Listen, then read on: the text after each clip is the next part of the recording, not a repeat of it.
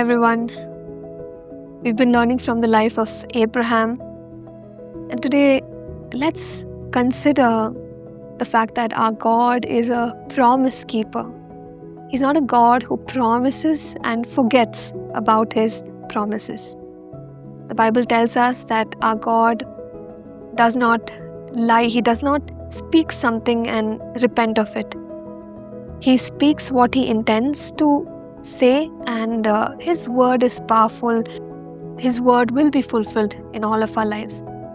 In the life of Abraham and Sarah, God had promised that they would bear a child of promise, and the time came for the fulfillment of that promise. Let's read from Genesis 21 verses 1 and 2.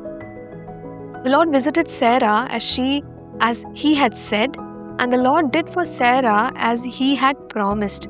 For Sarah conceived and bore Abraham a son in his old age, at the time that God had spoken to him.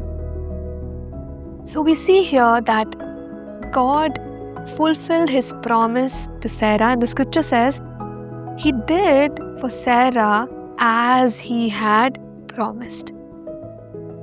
We know that both Abraham and Sarah, they knew that they were facing an impossibility. There was no way they could bear a child. But the scripture tells us that God did for Sarah what he promised. Despite the impossibility, God did what he promised. And that is something very important for us to hold on to.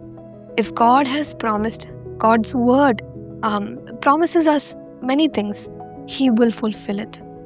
We know in Christ Jesus, we are promised salvation, we are promised protection, healing, deliverance, provision.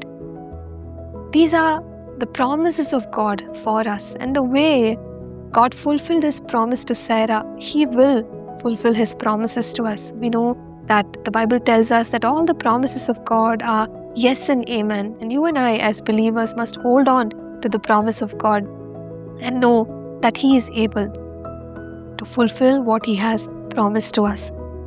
Let's continue. Now in this scripture, we also notice that God did what he had promised at the appointed time.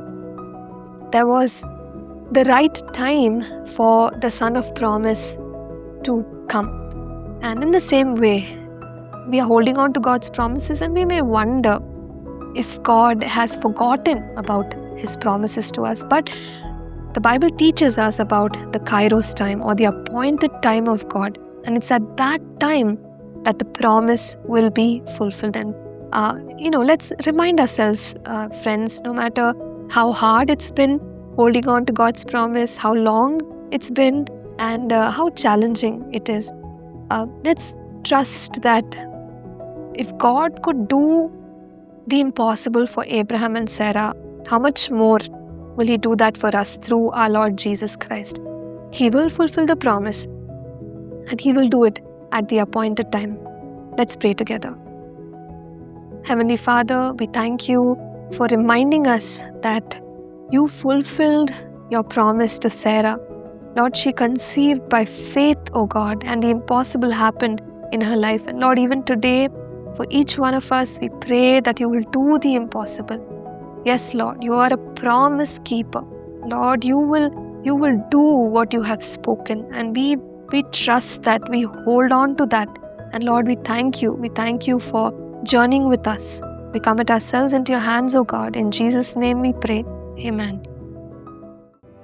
Thank you for tuning in to Living Supernaturally. For more resources to strengthen your spiritual walk, please visit apcwo.org.